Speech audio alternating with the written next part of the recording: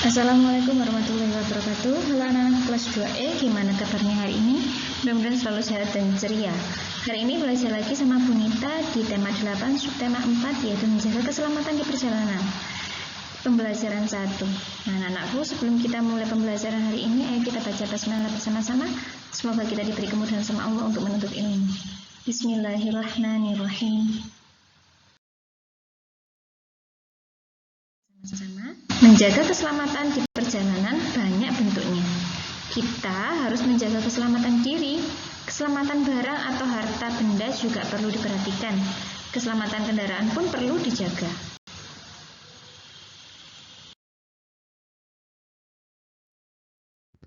Nah, yuk kita amati gambar di bawah ini dengan teliti. Nah, apa isi gambar yang kamu amati di atas? Itu ada kegiatan di perjalanan ya, mereka menggunakan sepeda motor. Ada yang sedang membonceng putranya dan ada yang sedang membonceng benda. Menurutmu mengapa kita perlu melakukan itu? Melakukan apa maksudnya di sini? Yaitu menggunakan jaket, pakai helm, ya, sarung tangan, berpegangan. Nah, itu adalah agar kita tidak terjatuh saat berkendara. Udin dan teman-teman membaca sebuah dongeng. Mereka membaca kisah kera dan ayam. Bacalah dongeng berikut dengan nyaring. Kisah kera dan ayam.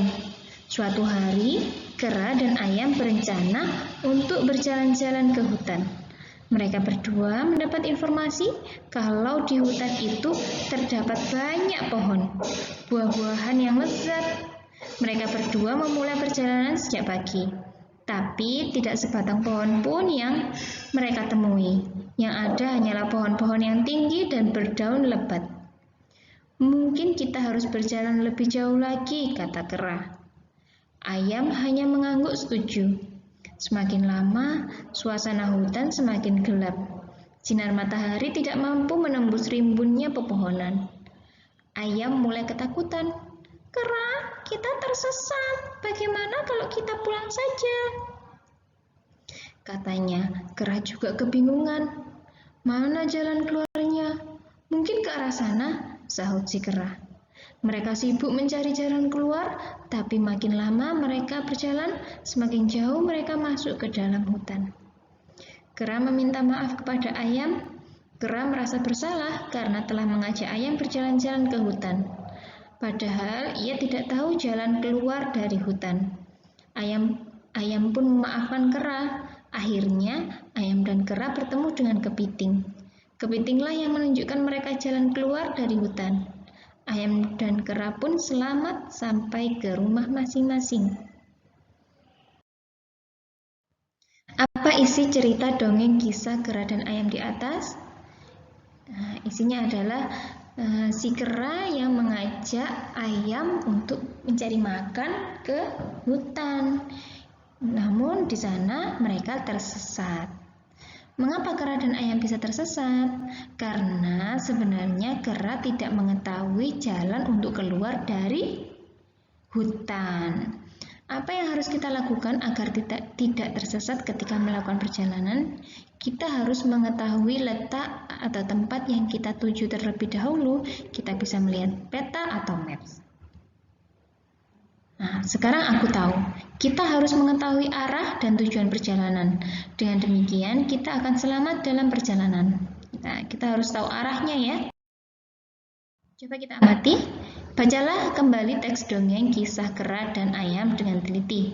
Masih ingatkah kamu dengan aturan penggunaan huruf kapital? Perhatikan kalimat-kalimat berikut dengan teliti.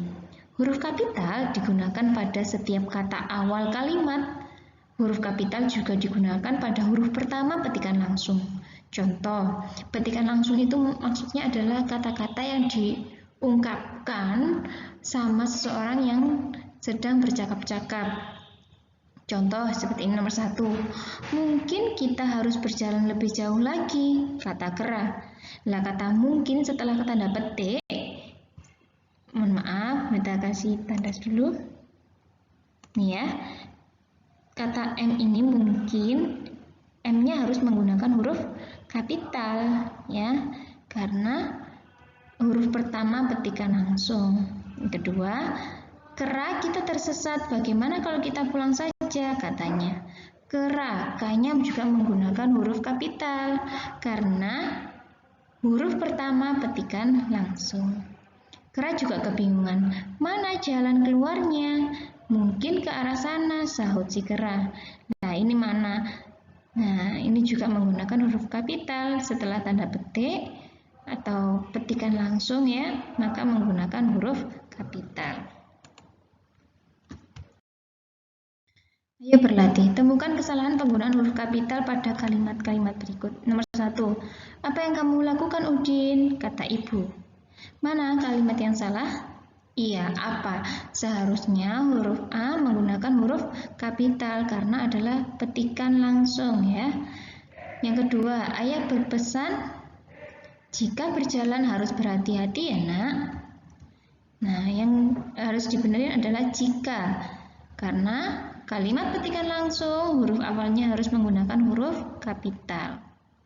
Yang ketiga, kamu harus memperhatikan keselamatan diri ya nak, kata ayah. Mana yang harus diperbaiki? Kamu. K-nya harus menggunakan huruf kapital karena petikan langsung. Yang keempat, pakai helm dengan baik ya nak, seru ayah. Mana yang harus menggunakan huruf kapital? Iya, pakai. P-nya harus besar. Ayah berkata, jangan bermain di jalan ya nak, itu bisa membahayakan diri. Nah, jangan, J-nya harus besar menggunakan huruf kapital karena merupakan petikan langsung. Masih ingatkah kamu dengan dongeng kisah kera dan ayam? Gambar ayam dapat dibuat dalam bentuk hiasan. Perhatikan gambar hiasan berikut. Nah, tahukah kamu bagaimana cara membuatnya? Ini ya, ini adalah contoh ayam, kreasi ayam ya. Berkreasi buat hiasan anak ayam dengan mengikuti petunjuk berikut. Hiasan anak ayam, bahannya ada kertas warna, kertas gambar, dan lem.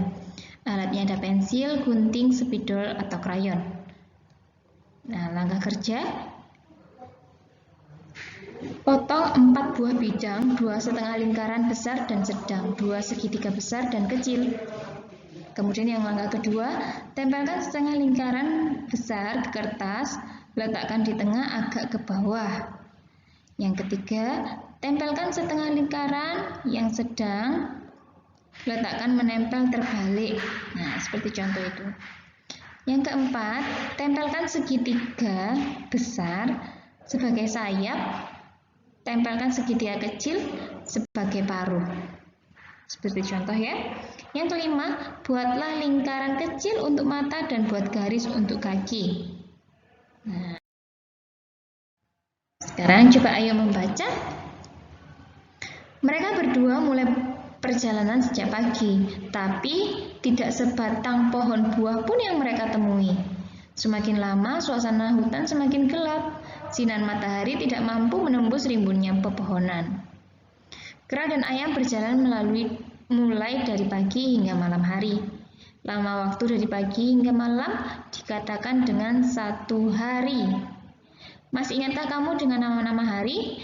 Berapa hari dalam 1 minggu? Amati gambar di bawah dengan teliti. Nah, ini adalah, aku masih ingat nama-nama hari. Nama hari yaitu Senin, Selasa, Rabu, Kamis, Jumat, Sabtu, dan Minggu. Jadi 1 minggu ada 7 hari. Nah, yuk nak, coba kita nyanyikan hari-hari, nama-nama hari ini dengan lagu ya. Senin, Selasa, Rabu, Kamis, Jumat, Sabtu, Minggu, itu nama-nama hari. Nah, ada 7 hari ya dalam 1 minggu. Aku tahu 1 minggu sama dengan 7 hari. 1 bulan sama dengan 30 hari. 1 bulan sama dengan 4 minggu. Mutiara dan Udin mengetahui perbandingan antar satuan waktu. Udin dapat menyelesaikan soal-soal yang berkaitan dengan satuan waktu. Nah ini ya, diingat-ingat, 1 minggu itu ada 7 hari, 1 bulan itu ada yang 30 dan ada juga yang 31 hari. Tapi kita sepakati bersama kalau yang kita gunakan yaitu 1 bulan ada 30 hari. Kemudian 1 bulan itu ada 4 minggu, ya. Ayo berlatih, kerjakan soal-soal latihan berikut dengan benar. Udin telah menabung selama 3 bulan. Berapa harikah Udin telah menabung? Berarti 3 bulan kali 30. 30 ini dari mana? 30 ini dari 1 bulan, itu kan 30 hari. Jadi berapa? 3 kali 30 sama dengan 90.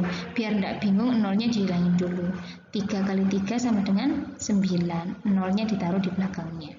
Jadi Udin menabung selama 90 hari. Soal nomor 2. Ayah pergi ke luar kota selama 2 bulan. Berapa harikah ayah pergi ke luar kota? Nah, jadi 2 kali 30 karena 2 bulan di sini mintanya ya. Kemudian 1 bulan itu kan ada 30 hari. Jadi 2 kali 30 sama dengan 60. Jadi ayah pergi keluar kota selama 60 hari. Ya. Nomor 3, umur adik Beni telah 4 bulan. Berapa harikah umur adik Beni? Nih, 4 bulan dikali 30. 30 ini dari 1 bulan ada 30 hari. Jadi 4 kali 3 aja dulu. 4 kali 3 kan 12. Nolnya taruh belakang. 120. Jadi umur adik Beni adalah 120 hari. Kemudian nomor 4, jarak umur Udin dan Lani 5 bulan. Berapa harikah jarak umur Udin dan Lani? Kita lihat ada 5, kan tadi dijalankan 5 bulan dikali 30. 30 didapat dari 1 bulan ada 30 hari. 5 kali 3, 15. Nolnya taruh belakang. 150. Jadi jarak umur Udin dan Lani adalah 150 hari. Soal nomor 5. Udin berlibur ke rumah paman selama 1 bulan. Berapa harikah lama Udin berlibur ke rumah paman? Nah, 1 bulan berarti 1 kali 30. 1 bulan kan ada 30 hari. Ya, saya sama 30. Jadi Udin berlibur ke rumah paman selama 30 hari. Alhamdulillahirrahmanirrahim. Pembelajaran kali ini telah usai. Kita lanjut ke pembelajaran selanjutnya. Kita akhiri. Wassalamualaikum warahmatullahi wabarakatuh. Tetap semangat ya nak, ceria, dan selalu patuh sama orang tua. Jangan lupa selalu sholat 5 waktu.